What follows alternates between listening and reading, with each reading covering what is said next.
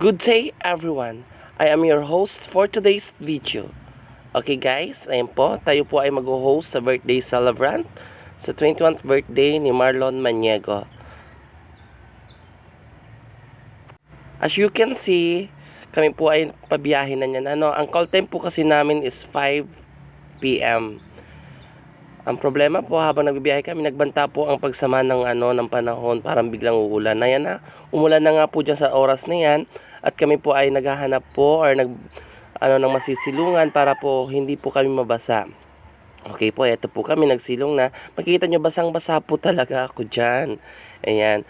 Hanggang sa nakarating po kami siguro mga 7 p.m. na po yan. Nagpagasolina po kami. Nakita nyo nakasuot po ako ng raincoat. Nga, sa sobrang maulan, kaya nagsuot ako ng raincoat dyan. At tinahabol po namin ng oras kasi po host po ako sa oras na yan. Nakakahiya po hindi mag-start yung birthday party kung wala po ako. So na yan po, nagpagasolina ako ng 100 pesos. Then maya pagkatapos mag-gasolin, darating na po kami sa venue. Narito na po kami sa venue. Nakikita nyo para akong iniluwa dyan ng buwaya. Ayan, nag-yakult na muna tayo para okay ang ating tiyan. Medyo paos po ako sa ngayon dahil nga po nag-MC po ako kagabi sa birthday party ng ating debutant na si Marlon Maniego. Ito si Kagawad Eric, naiinip na po yan. Andito, winelcome po kami ng family ng aming nag-invite sa akin para po mag-MC. Ito nga po pala yung venue na pinaghandaan ng pamilya para po sa 21st birthday ni Marlon Maniego. So dyan po, habang nag-aantay kami ng mga bisita and mga guest, medyo nagkaroon po ng aberya. Nag-run out po halos 1 hour. Ngayon, nagbili muna po ako uli ng Yakult at kinulang po ako dun sa isang Yakult na ininom ko. Diyan, nagkaroon po ng aberya, nawala ng kuryente. Almost 1 hour po kami nag-antay. Inisip ko, hala, ayan si Skay.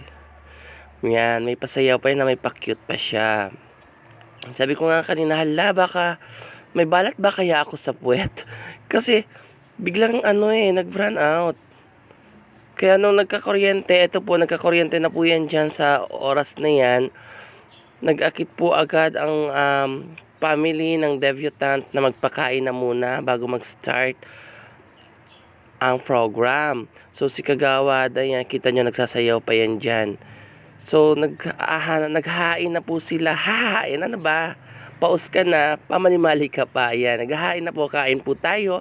Ayan si Skay Frances and si Kagawad Eric. Nagkakain po kami dyan. Then kinausap ko po si Skay habang kami kumakain. Dahil sabi ko nga, ang sama ng pakiramdam ko. Siguro nasaman ako dun sa pag-ulan. Sabi ko, Skay, tulungan mo na muna ako sa pag-MC. Kung pwede, salitan tayo. Ibinigay ko sa kanya yung flow ng aking program para po may katulong ako. So, hindi naman ako binigo ni Skay. Tinulungan niya ako na mag-MC.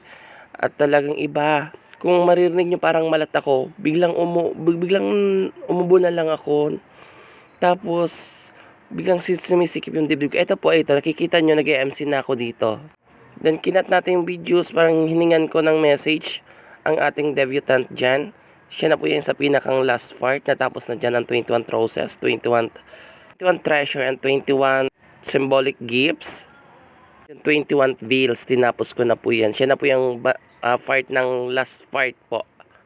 Namamali na naman ako. Last part ng program kung saan hihingian po namin or kakantahan na muna ang birthday celebrant. Then wish and blow the candle. And later on, hihingian ko siya ng message para sa kanyang family.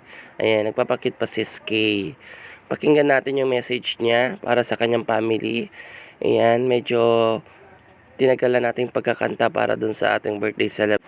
May pera po sa quote ng ating celebrant. Ayan, nagme-message ng ating celebrant dyan. Yan yung time na nag-message siya. Halos umiiyak siya dyan.